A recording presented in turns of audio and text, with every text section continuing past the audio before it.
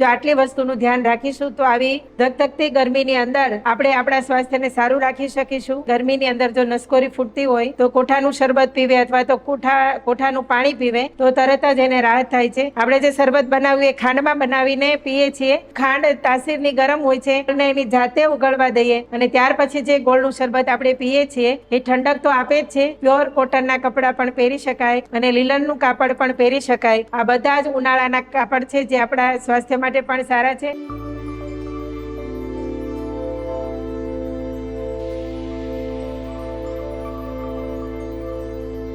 અત્યારે જે ઋતુ ચાલી રહી છે ઉનાળાની ઋતુ છે, ફૂલ ગરમી ચાલી રહી છે। આ સમયની અંદર કોઈને પણ આટલી બધી ગરમી સહન કરવાની પોતાના શરીરની તાકાત નથી। ત્યારે સૌથી પહેલી એમને જે તકલીફ થાય છે ને એ છે લૂ લાગવી અને ત્યાર પછી નસકોરી ફૂટવી, માથાનો દુખાવો અને ઘણા બધા લોકોને પાણી પીવાની ટેવ નથી। અત્યારે જે સૂર્યનો કાળ છે એ છે આદાન કાળ અને આદાન કાળ એનો મતલબ એવો કે શોષી લેવું। અત્યારે સૂર્ય ધરતી ઉપરથી પણ શોષણ કરી રહ્યો હોય છે, વનસ્પતિમાંથી, લોકોના શરીરમાંથી। માણસ પોતાના આહાર વિહારનું જો બરાબર ધ્યાન ના રાખે તો એના શરીરની બળ પણ શોષી લેવામાં આવે છે, મતલબમાં કે બળહીન માણસ બને છે। ઘણા બધા લોકોનું વજન વધતું જ નથી। એવા લોકોએ આ ઉનાળાની અંદર પોતાના ખોરાકમાં ધ્યાન રાખીને પોતાના શરીરની અંદર જે કોષો તૃપ્ત થાય અને એના શરીરનો વિકાસ થાય એવા તમામ પ્રયત્નો કરવા જોઈએ। આવા લોકોને શરીરમાંથી જો પરસેવું વળે તો જ પોતાના શરીરનું ટેમ્પરેચર બરાબર જાળવી શકે છે અને પોતાના સ્વાસ્થ્યને સારું રાખી શકે છે। તો આપણે જાણી લઈએ કે શરીરમાંથી પરસેવો બહાર નથી નીકળતો તો એના માટે શું કરવું જોઈએ। તો સૌથી પહેલાં જે ઉપાય છે એ છે તેલ માલિશ। જો શરીરમાંથી પરસેવો બહાર નથી નીકળતો એવા દરેક વ્યક્તિએ પોતાના શરીરનું તેલ માલિશ કરવું જોઈએ। ખાસ કરીને પોતાના શરીરને સવારે જ્યારે જાગે ત્યારે 10થી 15 મિનિટ કોઈ પણ એવા હેલ્ધી તેલ, જે ધારો કે તલનું તેલ છે અથવા તો કોપરેલનું તેલ છે, આ બંને તેલથી માલિશ કરી અને પોતાના શરીરની અંદર ગરમી ઉત્પન્ન કરી અને પરસેવાને બહાર કાઢવો જોઈએ। પોતાના પગમાં પણ માલિશ કરવું જોઈએ, પગના તળિયે પણ માલિશ કરવું જોઈએ। ત્યાર પછી ત્રીજો ઉપાય છે પગના તળિયે ઘી ઘસવું। ગાયનું ઘી, દેશી ગાયનું ઘી અથવા તો ગીર ગાયનું ઘી, નમક નાખી અને ગાયના ઘીને કાંસાના વાસણથી પગના તળિયે ઘસવાથી ઘણી બધી શરીરની ગરમીને આપણે દૂર કરી શકાય છે। તો એના માટે પગના તળિયે રોજ ઘી ઘસવું જોઈએ। ત્યાર પછી છે મુલતાની માટી। તો મુલતાની માટી ઠંડક માટે ઓળખાય છે। ઘણા બધા લોકો પોતાના બોડી ઉપર પિમ્પલ્સ આવતા હોય તો ગરમીને મતલબમાં જે ખીલ થતા હોય છે એ ખીલને પણ મટાડવા માટે મુલતાની માટીનો ઉપયોગ કરે છે। મુલતાની માટીની અંદર ગુલાબજળનો ઉપયોગ કરી અને એનો લેપ કરી અને જે સ્થાને ગરમી લાગી રહી છે, નાભી ઉપર નાભી પૂરણ પણ કરી શકીએ છીએ। તાળવાની અંદર પણ, વાળની અંદર પણ આપણે મુલતાની માટીનો લેપ કરી અને મગજની જે ગરમી છે એનું શમન કરી શકીએ છીએ। ત્યાર પછી છે નાળિયેર પાણી। નાળિયેર પાણી આપણા બોડીના ટેમ્પરેચરને તરત જ લેવલમાં લાવી દે છે। એટલે કે બોડી આપણું જો ડિહાઇડ્રેટ થયું હોય તો નાળિયેર પાણી તરત જ એને મેન્ટેન કરી દે છે। નાળિયેર પાણી બપોર પછી પીવાતું નથી આયુર્વેદના નિયમ પ્રમાણે। તો સવારથી લઈને બપોર સુધીમાં આપણે નાળિયેર પાણી એક પી લેવું જોઈએ, જેના કારણે આપણને નાળિયેર પાણીના પણ ફાયદા મળે છે। ત્યાર પછી છે કોઠાનું શરબત। તો કોઠું આપણા સ્વાસ્થ્ય માટે ખૂબ જ ઠંડુ છે। કોઠું આપણા શરીરના બોડી ટેમ્પરેચરને જાળવી રાખે છે અને આમ છતાં પણ બીજો એનો ઉપયોગ એ છે કે એનાથી આપણું પાચન તંત્ર પણ સારું થાય છે અને ઘણા બધા લોકોને ગરમીની અંદર જો નસકોરી ફૂટતી હોય તો કોઠાનું શરબત પીવે અથવા તો કોઠાનું પાણી પીવે તો તરત જ એને રાહત થાય છે। તો શરીરના ઠંડક આપવા માટે પણ કોઠું ખૂબ જ મહત્વનો ભાગ ભજવી રહ્યું છે। ત્યાર પછી છે તરબૂચ। અત્યારે જે ઉનાળાની અંદર ગરમીની સિઝનમાં સૌથી શ્રેષ્ઠ ફળ ગણવામાં આવે તો તે તરબૂચ છે, કેમ કે એની અંદર 92% પાણી હોય છે અને એની અંદર ઘણા બધા એવા પોષક તત્વો છે જે આપણા સ્વાસ્થ્ય માટે સારા છે। પણ એના માટે પણ આપણે જાણવું જરૂરી છે કે નેચરલ ફળ છે કે નહીં। અત્યારે આપણને ઘણા બધા કેમિકલયુક્ત ફળો મળી રહ્યા છે પણ ખાવા પણ જરૂરી છે, પણ એના માટે આપણે સારી ક્વોલિટીની વસ્તુ શોધતી રહેવી જોઈએ, ઓર્ગેનિક ફળો શોધતા રહેવા જોઈએ, કેમ કે અત્યારે કેમિકલયુક્ત અને આર્ટિફિશિયલ એવું ઘણું બધું મળે છે કે જેના પર આપણે વિશ્વાસ નથી કરી શકતા। ત્યાર પછી છે ગોળ અને લીંબુનું શરબત। લીંબુનું શરબત તો આપણે પીતા જ હોઈએ છીએ, પણ અત્યાર સુધી આપણે જે શરબત બનાવ્યું એ ખાંડમાં બનાવીને પીએ છીએ।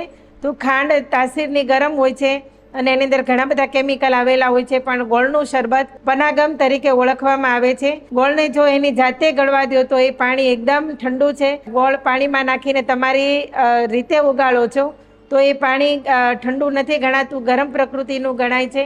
માટે ગોળનું શરબત પણ જ્યારે બનાવીએ ત્યારે પાણીમાં ગોળ મૂકી અને થોડી વાર માટે રહેવા દઈએ, ગોળને એની જાતે ઉગળવા દઈએ અને ત્યાર પછી જે ગોળનું શરબત આપણે પીએ છીએ એ ઠંડક તો આપે જ છે. એની અંદર આયરન, મેગ્નેશિયમ, પોટેશિયમ અને ઘણા બધા મિનરલ છે. અને સાથે સાથે રામનવમીના દિવસે જ ગોળના પાણીને પીવાની શરૂઆત થાય છે, કેમ કે એક પ્રેરણાદાયક ઔષધિ છે. તો એને રામનવમીના દિવસથી ચૈત્ર મહિનો શરૂ થાય છે, એટલે કે ગરમીનો સમય શરૂ થાય છે અને એ જ દિવસથી લોકો ગોળનું પાણી પીવાની શરૂઆત કરે છે. તો આ પણ આપણા માટે એક ઔષધિનું કામ કરે છે અને ખૂબ જ સસ્તું અને ઇઝીલી અવેલેબલ છે એવું કોઈ ઠંડુ પીણું હોય તો તે આપણા ઘરમાં જ છે ગોળનું શરબત. તો આજ પછી આપણે ક્યારે પણ શરબત બનાવીએ તો એની અંદર ખાંડનો ઉપયોગ નહીં કરતા, ગોળનો ઉપયોગ કરીશું. ત્યાર પછી છે ગુલકંદ. આપણે ગુલકંદને જાણીએ છીએ, પણ જો એને સારામાં સારી રીતે વૈદિક પદ્ધતિથી જો બનાવવામાં આવ્યું હોય તો એ આપણા સ્વાસ્થ્ય માટે બહુ સારું છે.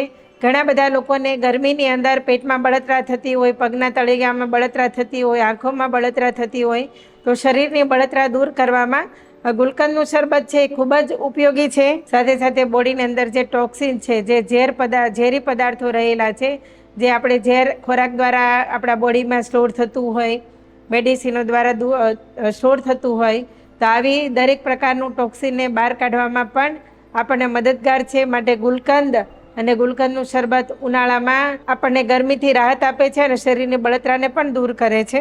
મિશ્રી અને દૂધ બંને મિક્સ કરી અને પીવાથી જે બંનેના ગુણધર્મ છે એનો ફાયદો આપણે લઈ શકીએ છીએ.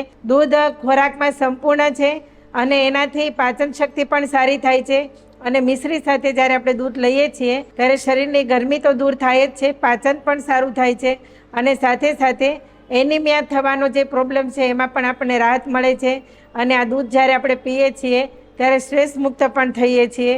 આટલું બધું કરીએ છીએ પણ આપણને જો કપડાં પહેરવાનું સેન્સ નથી તો પણ આપણા શરીરની અંદર ગરમી ઉત્પન્ન થાય છે. ખાસ કરીને ઉનાળાની અંદર આપણે કાળા કલરના કપડાં, બ્લેક કલરના કપડાં નહીં પહેરીએ, કેમ કે બ્લેક કલર બહારનું જે સૂર્યનો તડકો છે એને ઓબ્ઝર્વ કરવાનું કામ કરે છે, તો એના કારણે આપણા બોડી ઉપર વધારે ગરમી લાગી શકે છે.